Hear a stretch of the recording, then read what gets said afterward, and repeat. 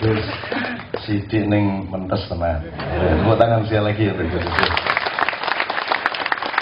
Saya sudah lama bertahun-tahun tidak ketemu Gus Yusuf dan saya menemukan malam hari ini Gus Yusuf ini mateng tenan saya. Mesti manak-manake bojone iki. Mateng tenan. Artinya cara beliau mengemukakan semua tadi itu betul-betul didadar, digembleng oleh pengalaman beliau mengasah, mengayomi masyarakat yang bermacam-macam kan. Keluhan seperti itu sebenarnya saya temukan di semakin luas tempat itu.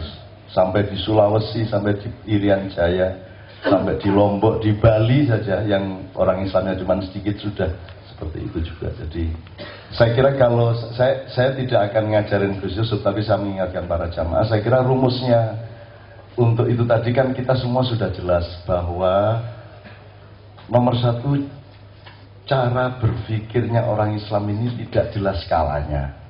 Jadi Perda Bantul diterapkan di Yojo gitu loh. Jadi dalil dan dalil tadi itu kan urusannya yang disebut bid'ah, itu kan urusan ibadah mahdhah. Kalau sholatnya ditambahi, dikurangi, nganggo gerak silat kok ditabui, tapi turute terus utawa tengah-tengah sembahyang terus twitteran sik lagi, tapi bid'ah.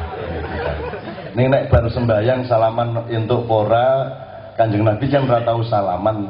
Ning nek kowe bar sembahyang assalamualaikum njur ngusap wajah terus entuk salaman pora, ora ning entuk salaman ngising ya entuk. Sing ora entuk ngising ning masjid ya ta. Karo ngisingi wong ngising. Nek ngising entuk angger ning panggonane gitu. Karena itu sudah batasnya ibadah mahdhah adalah dua salam terakhir ke kiri kanan, itu batasnya.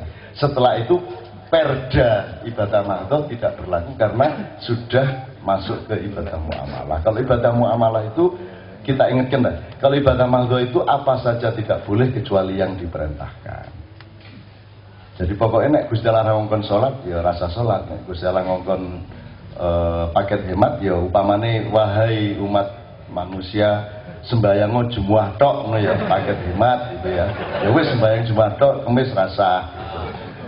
Pokoknya nek ibadah mahdhah apa saja tidak boleh kecuali yang diperintahkan. Kalau ibadah muamalah terbalik, apa saja boleh kecuali yang dilarang, kan gitu. Jadi kalau setelah sholat itu harus ngobong menyan, ngobong rambutmu dhewe, bareng ora masalah. Rambut bagian ngisor kok iso diombong. Soalnya itu si rambutnya ya tau, sok seje loh, rambut dhuwur karo rambut ngisor itu tenang gue. Saya tidak percaya aku dengan ngomong praktek. Jabutan telu-telu ya tau, terus diambu dewe-dewe ambu. Sebab pengalamannya juga berbeda. Nek sini dhuwur ngancani utek, sing ngisor ngancani gentalomu kuwi. Itu. Jadi ambune ya seje. Ki mesti do ora tau ngamati ya. Ambune seje tenan lho. Apa meneh kok bagian ngisor tau ning Irian Jaya. Wah.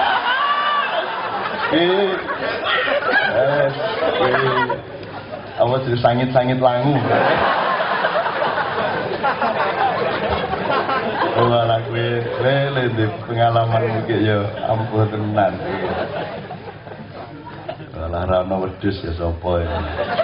Oke, jadi kalau ibadah muamalah pedomannya adalah apa saja boleh kecuali yang dilarang. Yang dilarang itu pasti adalah yang melanggar syariat dan akhlak. Kira-kira ngono ya. Yang melanggar akidah, syariat dan yang melanggar akidah dan akhlak atau melanggar syariat. Syariat kan isinya akidah dan akhlak.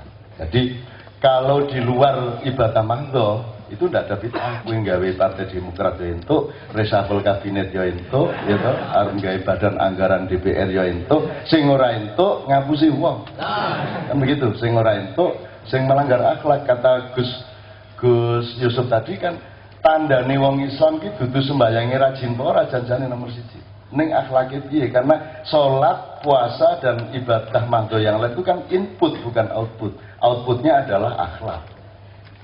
Tapi sekarang kan lain. Yang dijadikan parameter kan inputnya, bukan outputnya. Meskipun kalau bisa inputnya memang oke dan outputnya juga oke. Ning nek dikongkon milih tenan ya mending Ora sing nggo input anggere output apik ya alhamdulillah. Timbangane inputnya dadeke output. Allahu Akbar kudune ning sembayang kudu ning warung-warung ning diri Allahu Akbar ke ya toh. Jadi kan kalau Anda ke warung kan tidak peduli kompore merek apa. Ya toh? Ora peduli layak kowe mau sambele le ngulek nganggo ulek-ulek karo cowek apa nganggo sepatu. Ya ora ngerti ta ya kowe. Tapi nek penggaweane Gus Dur biyen kan nek wis nyuguhi daya ning Mesir kono mesti le ngerus brambang karo lombok nganggo sepatu ning lantai kae. Nah wis bar mangan kabeh lagi diumumke. Iki penggaweane Gus Dur iki. Menengke iki demi kemesraan dan persaudaraan iki jane. Sesuai arep bales rawani gitu, arep bales rawani. Jadi Islam itu inputnya, ibadah mahdoh itu inputnya, itu kan mesin untuk supaya Anda bisa memproduksi akhlak yang baik. Kok saiki sing dipamerke mesine? Apa yang mobil ki dibuka mesine kae sing dipamerke mesine lah ora. Ning playune banter apa ora? Apa spare parte oke apa ora, terus apa jenenge sing apa jenenge? Suspensine penak ora kan ngono.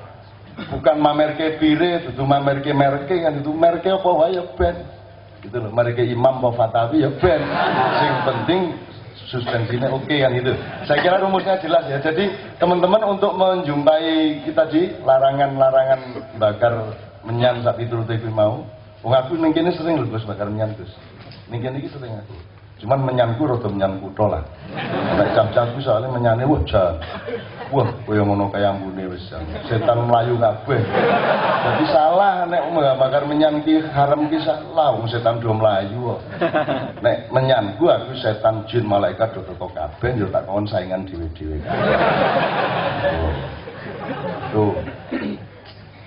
Syirik enggak kan sudah jelas pedomannya tentunya. Syirik tidak terletak pada bendanya tuh. Terletak pada cara berpikir dan niatmu terhadap benda itu. Meskipun tidak segala benda boleh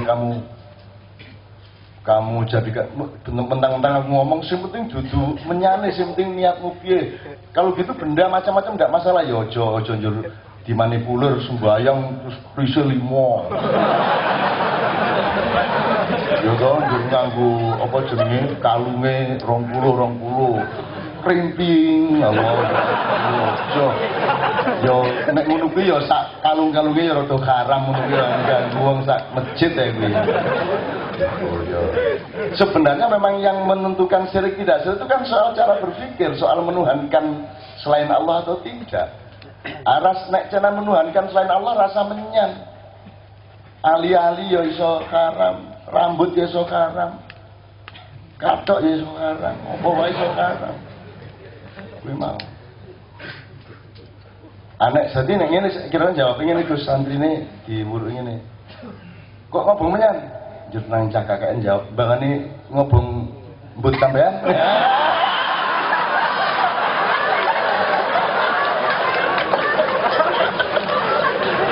Beneran iki.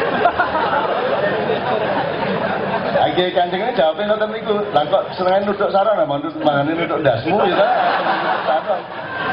Lah ya masyaallah iki wong urip ki tekan ngendi saiki kok bodhone nganti tekan kono kuwi. Ya Allah, kok iso bodhone nganti tekan kono kuwi. Kalau memang ngobong menyan haram. Kalau memang sholawatan haram. Yo nek ngono dengan dasar bahwa Kanjeng Nabi ra tau selawatan, Kanjeng Nabi ra tau ngobong menyan, Kanjeng Nabi pokoknya apa yang tidak diperintahkan Rasulullah, yang tidak dicontohi Rasulullah dan tidak dianjurkan Rasulullah itu berarti bid'ah, berarti ora ana sing iso tersisa saiki. Apa wae kudu kok buang. Iku bali ning omah. Delok, oh meja ngene iki ora tau Rasulullah ngene. Kompor, wah, apa kompor gas. Rasulullah mbok susuk ning swarga takono Kanjeng Nabi ngertos kompor gas. Bingung kuwi Nabi kabeh bingung kabeh. Mesti kabeh bingung kaya ora ngerti, ora ngerti. Ampun Nabi Adam mati tengah bingung ora ono kompor gas. Udah bingung dari berita ngopo kowe ning ngarepe Nabi Adam iki akeh ora ngerti kompor gas. Tak takoni amat Twitter wae ra ono. Apa njen Nabi Musa Twitteran ya. Anak Twitteran ra entuk terus Gus Chandra ngopo ya ta iki kijak raja Twitter ya. Oke, jadi saya kira itu kan rumusnya di ibadah makruh yang bid'ah itu. Kalau di ibadah muamalah ndak ada bid'ah, nggak Partai Demokrat ya ora apa-apa, bal-balan ya ora apa-apa ya toh. Ora apa-apa bal-balan kalah ora apa-apa. Apa meneh musuhe Nabi kabeh. Ayo musuh ndi Qatar ya jenenge piye? Bambang Pamungkas sregep sembayang ya sing depan karo Yahya, bar kuwi karo Ibrahim. Wong Nabi kabeh. Ayo dan saya mulai biasa sih kudu mengusulkan kepada FIFA dilarang memakai pemain yang namanya nama Nabi ngono. Motor aneh saiki 11-an ono 5 nabi ya motor. Ya nek Nabi Isa rada halus, anek ketemu Nabi Musa. Nah, bisa diketak tenan kowe. Itu. Jadi kira-kira gitu ya respon saya. Kita sekali lagi terima kasih, bersyukur dan tepuk tangan untuk Gus Yusuf. Gus sing sering-sering mriki nggih Gus sampean kandhane arek-arek niku sampean nggih pun nuduh banget limit nah iki wong kutha cah kaya ngene kutha lah kan. Niku yo desa banget kita desa we melarat. Jangan kacetho. KKN barang kejane yo KKN. Oke, ya Allah, alhamdulillah, ya Allah, alhamdulillah, ya Allah, berkahmu, ya Allah. Mudah-mudahan kegembiraan ini sampai ke langit. Amin. Menjadi kegembiraan para malaikat, hingga beliau malaikat mengusulkan kepada Allah agar menambahi rahmat barokah, rizki yang mudah kepada Anda semua. Amin ya rabbal alamin. Sekarang sebelum Pak Mustafa, Gus Chandra monggo ajeng pinten jam? 10 jam monggo ora masalah. Ning kene jan iki Bali kan.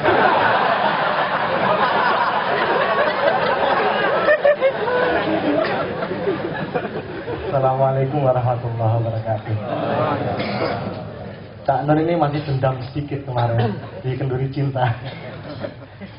Alhamdulillahirabbil alamin. Terima kasih atas waktunya Cak Nur, Gus Yusuf.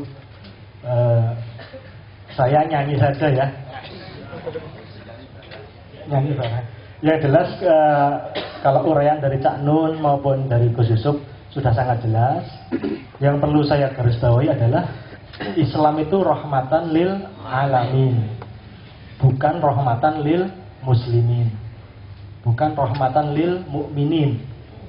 Jadi rahmatan lil alamin, bagi seluruh warga alam semesta dan seisinya.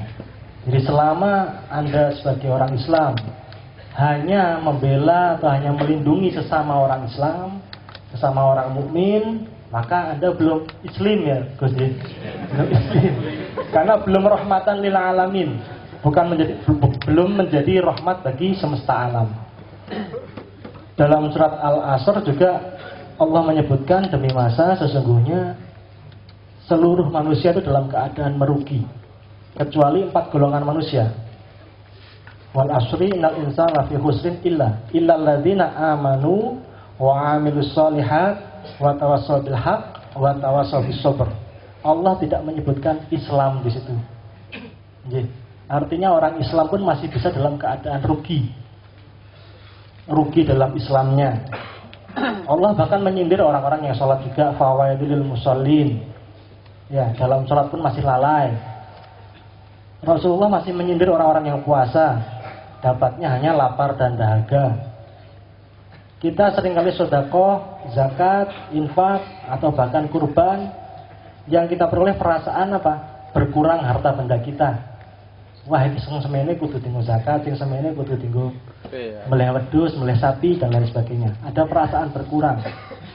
Atau bahkan kalau Idul Kurban, sudah sangat jelas ayatnya disebutkan dilarang menyembelih kecuali dengan menyebut asma Allah. Tapi di masjid-masjid itu disebutkan, ini sapi MHNU Najib, ini sapi Gus Yusuf, ini sapi ya. Kenapa? Karena mungkin sudah ujubnya ini wis ngoyot, sehingga sudah tidak percaya lagi dengan institusi masjid yang menyelenggarakan kurban. Padahal perintah Allah dilarang menyembelih kecuali dengan menyebut nama Allah saja. Kalau di Mekah itu gimana Gus? Waktu nyembelih sapi waktu kurban itu disebut nggak? Ya kan? Tinggal sebelih Bismillah sebelih. Juga orang yang berangkat haji, Allah bilang hajilah bila mampu. Apa yang terjadi? Yang berangkat haji merasa mampu. Padahal sudah sangat jelas, la haula wala quwata illa billahil aliyil azim. Seharusnya justru merasa tidak mampu. Ya, seharusnya yang berangkat haji adalah benar-benar yang merupakan tamunya Allah, panggilan dari Allah. Tapi kita berbondong-bondong datang ke sana merasa sebagai tamunya Allah. Mulai-mulai wis ra gelem diceluk. Ya. Chandra, orang mengu. Pak Haji Chandra baru mengu. Ya, gitu kan? Tanda tangan kurang H, nggak mau tanda tangan. Oh, iki 30 juta muncul. Merasa mampu, merasa lebih mampu daripada yang belum berangkat haji. Jadi dalam beragama pun kita harus teliti benar bahwa yang menurut Allah tidak rugi adalah 4 golongan tadi. Beriman. Ya, iman itu isinya di hati kita. Seperti ngendikan Gus Yusuf tadi, Allahu Akbar, lirih-lirih saja setengah berbisik, masukkan ke hati. Iman itu ibaratnya fondasi kita. Kalau kita membangun rumah, yang namanya fondasi itu adalah sesuatu yang paling kuat dari bagian rumah itu yang kita sembunyikan. Ono ora sing mamer-mamer ke fondasi. Enggak ada lah. Seperti yang dikatakan tadi, ayo dolan ning omahku, nonton omah anyar. Loh, kok mudun ning basement? Arep duduke apa? Fondasine apa? Tidak mungkin seperti itu. Yang kita tunjukkan adalah keramahan pemilik rumah, kemudian keteduhan rumahnya, kenyamanannya dan lain sebagainya. Rumah Islam, rumah yang rahmatan lil alamin. Gitu. Kemudian wa amilus sholihat, orang yang berbuat baik. Berbuat baik itu tidak memandang agamanya seperti apa, agamanya apa enggak. Berbuat baik itu kalau dalam teori al-ihsan ya seperti halnya kita beribadah dalam keadaan seolah-olah kita melihat Allah. Kalau kita tidak bisa berseolah-olah melihat Allah, maka sesungguhnya Allah itu melihatmu. Piye rasane lek jenengan coba dipentelengi karo Cak Nun di sawah terus pasti salah tingkah kan. Apalagi ini Allah yang melihat. Ya. Dan perbuatan baik itu teorinya adalah kalau memberikan tangan kanan, bahkan tangan kiri pun jangan sampai tahu kan gitu. Salah satu hadis Rasulullah mengatakan menyingkirkan duri dari tengah jalan itu kan bagian dari iman ya, Gus. Kebaikan yang luar biasa. Nah, coba kalau jenengan ngambil duri apa ngambil paku atau segala macam, apa yang ndur bengok-bengok. Iki ono paku, tak singkirke. Kan enggak ya? Kita sembunyikan, hanya kita sendiri yang mengambil, kemudian kita singkirkan. Kenapa? Karena mungkin nanti juga anak kita, saudara kita mungkin akan menginjaknya. Atau bahkan siapapun yang tidak kita kenal akan menginjaknya. Itulah kebaikan. Melakukan hal-hal yang tidak perlu orang lain tahu. Hanya cukup dirimu sendiri dan Allah saja. Wa tawasaw bil haq, wa tawasaw bis sabr. Wa tawasaw bil haq adalah menyampaikan kebenaran. Menyampaikan kebenaran bahwa kebenaran tunggal itu adanya pada Allah. Yang lain itu mungkin saja salah dan lebih banyak salahnya. Hanya Allah yang benar, sehingga kita tidak perlu tutuh-tutuhan, tidak perlu saling menyalahkan. Karena kembalinya kebenaran hanya kepada Allah. Wa tawasaw bis sabr adalah mengingatkan pada kesabaran. Itu kalau orang Jawa bilang wang sinawang, sawang sinawang gitu ya. Belum tentu kalau panjenengan mirsani Cak Nun, wah enak ya jadi Cak Nun. Coba salin rupa jenengan jadi Cak Nun jadi jenengan. Durung karuan kuat. Jadi yang jadi Cak Nun harus sabar sebagai Cak Nun, yang jadi Gus Yusuf harus sabar sebagai Gus Yusuf, yang jadi panjenengan juga harus sabar pada keadaan panjenengan. Yang jadi mungkin pedagang harus sabar, yang jadi mungkin Pak SBY juga perlu sabar di sana.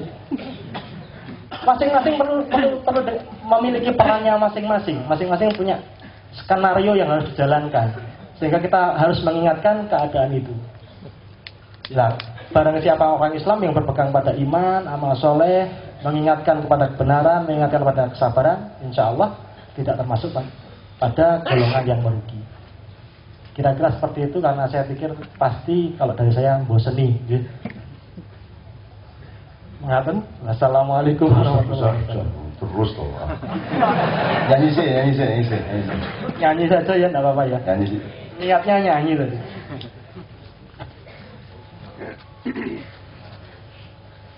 Jadi kalau kita mengenal istilah dukun tiban, ada yang baru sekarang, penyanyi tiban. Jenengan nanti pulang ke rumah bisa nyanyi aja nggak apa-apa. Saya dulunya tidak pernah menyanyi sampai umur 30-an ke atas ini, tiba-tiba menyanyi saja karena merasa didahului oleh Gusti Allah gitu aja. Ya. Ketika bisa menciptakan lagu, ketika kemudian menyanyi, artinya apa? Kalau kita punya hubungan intim dengan Allah, tidak ada yang perlu kita khawatirkan. Sama sekali tidak ada. Kita harus mengambil peran masing-masing karena setiap manusia itu kan lahirnya sendiri-sendiri ya, nggak ada yang lahir bareng ya. Walaupun kembar, identik, tidak ada yang lahir bareng. Nanti juga meninggal dunia sendiri-sendiri. Dulu Cak Nun berangkat berjuang juga sendiri sebelum dapat konco. Gus Yusuf seperti itu, Gus Dur seperti itu, semuanya seperti itu. Jadi pulang dari sini saya berharap, saya yakin panjenengan bisa berangkat berjuang dengan iman yang Anda miliki, dengan kehadiran Allah yang tidak pernah ada hentinya. Siap masuki?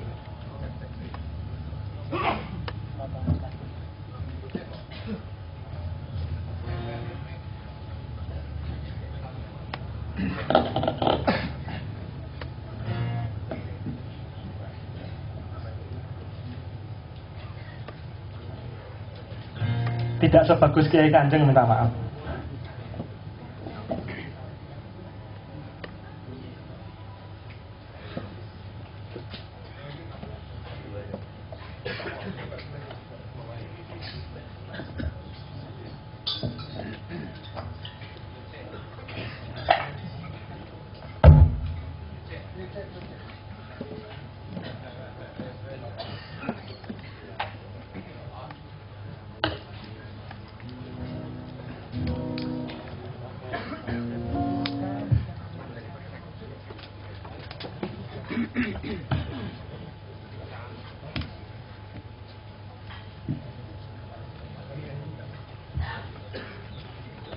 Coba bayangkan kalau orang segini pulang masing-masing nyanyi semua di rumah kan asik juga. Gerakan menyanyi darurat.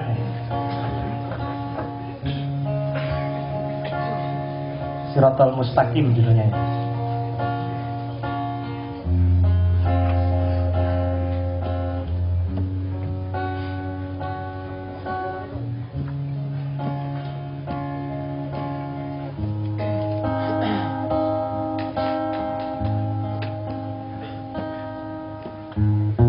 Siapakah aku sesungguhnya? Untuk apa aku di dunia?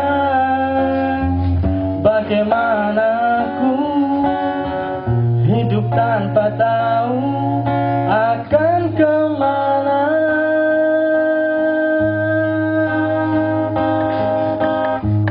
Dari mana aku sesungguhnya? Kemanakah aku selanjutnya?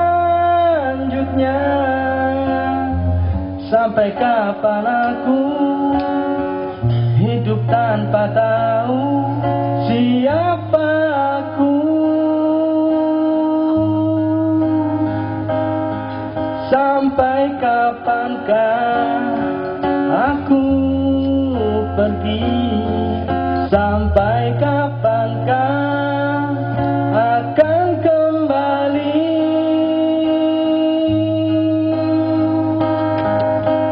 Ihdinas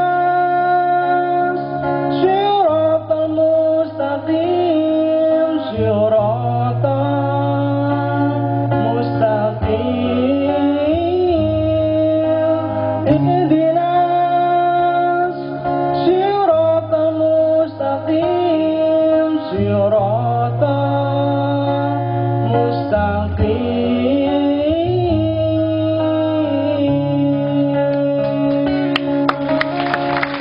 Siapakah aku sesungguhnya?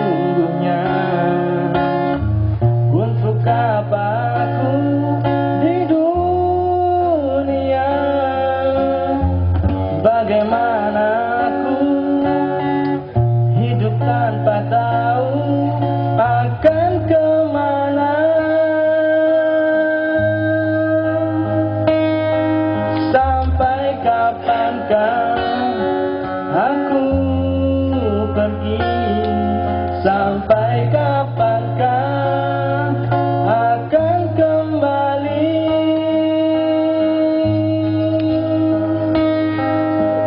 Ihdinas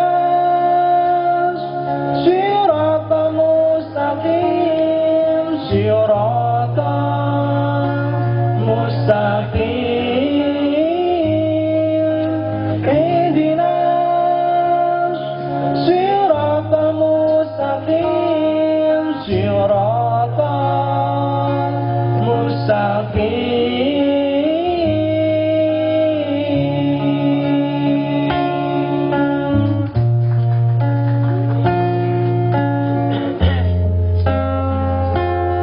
Panjenengan tahu panjenengan itu siapa?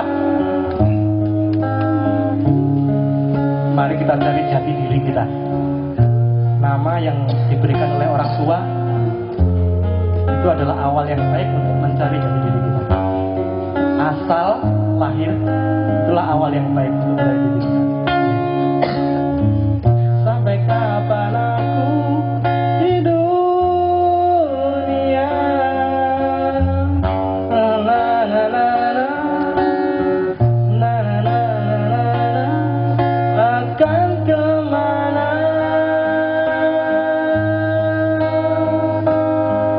Sampai kapankah aku pergi? Sampai kapankah akan kembali?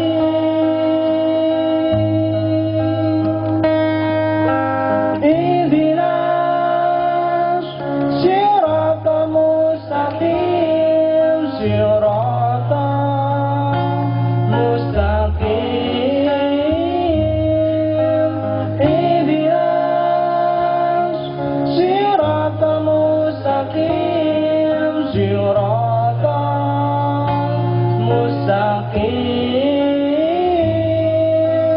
Ihdinas siratal mustaqim, siratal mustaqim.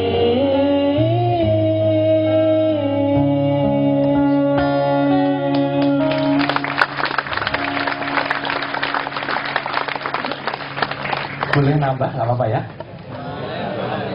Lagu yang kedua berjudul Jiwa yang Tenang. Ketika kita sedang melakukan pencarian jati diri, kita seringkali merasa gelisah. Ketika kita sedang melakukan sesuatu, atau kita merasa kehilangan, atau kita merasakan penderitaan, kita seringkali merasakan cemas dan sedih. Padahal kata Allah, yang Allah cintai, yang Allah sayangi adalah yang tenang. Ya ayyatuhan nafsul mutmainnah irji'i ila rabbika maradiyah. Wadkhuli fi ibadi wadkhuli jannati. Monggo Mas Uki.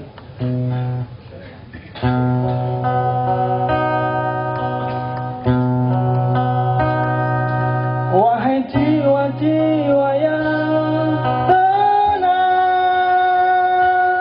wahai hati yang tak lagi terguncang, tak usah cemas dan bersedih.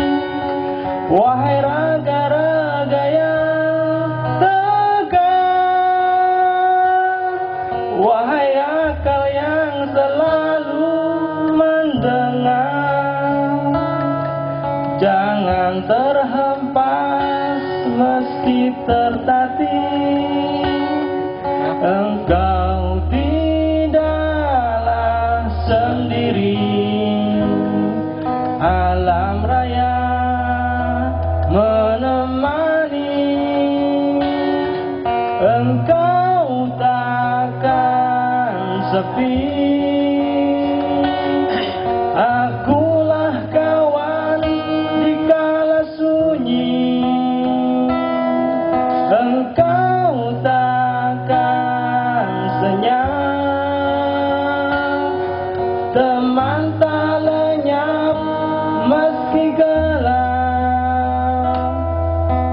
berkawan sepi, ku lawan sunyi.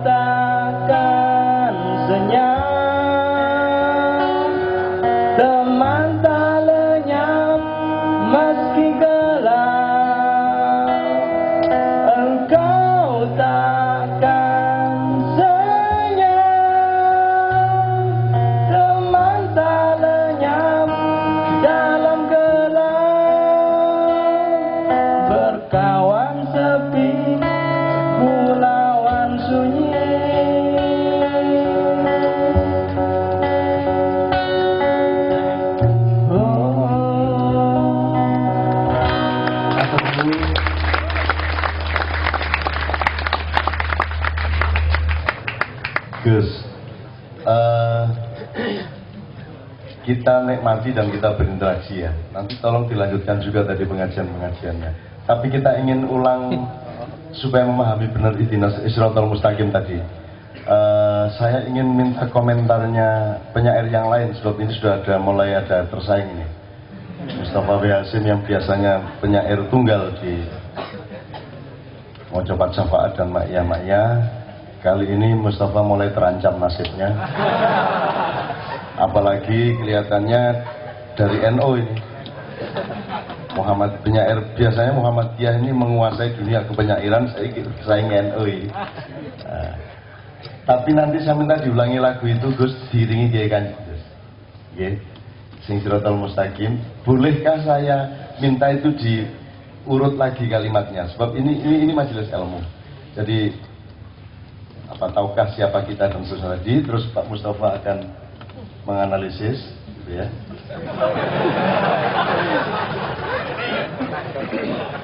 Terus nanti kita nyanyikan bersama lagi dengan teman Kiai Kanjeng Isa Nemuni kan sama karo patut karo kabeh lah melu ya. Jadi kabeh melu. Monggo Gus kalimatnya iki mau Gus. Mari kita nikmati bersama dan kita jadikan ilmu bersama.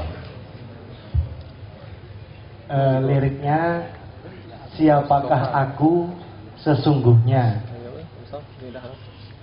untuk apa aku di dunia, bagaimana aku hidup tanpa tahu akan kemana.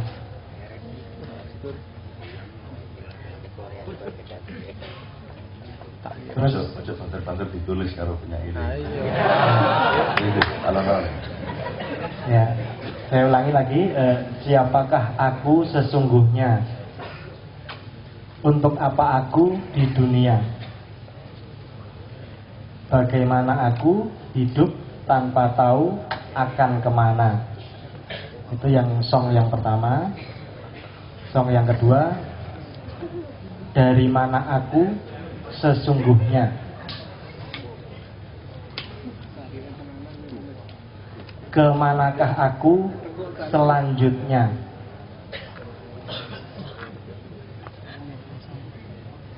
sampai kapan aku hidup tanpa tahu siapa aku. Kemudian bridge itu dari song mau ke rap. Sampai kapankah aku pergi? Sampai kapankah aku pergi? Kemudian sampai kapankah aku akan kembali? Refnya ihdinas siratal mustaqim.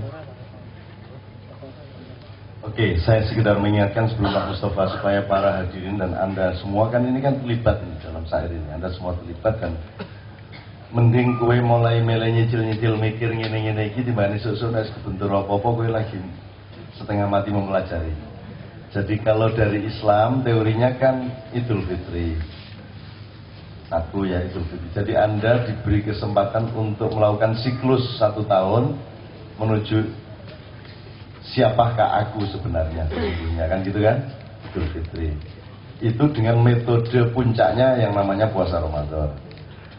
Terus dalam Islam Anda mengetahui bahwa pergi itu kembali. Pergi itu tidak pergi itu sebenarnya kembali. Makanya sampai kapankah aku pergi, sampai kapankah aku kembali. Jadi pergi itu dalam Islam kembali. Kalau dibantu oleh fisika, waktu itu tidak linear, waktu itu siklus ya. Jadi kita itu pergi sebenarnya kembali kan gitu.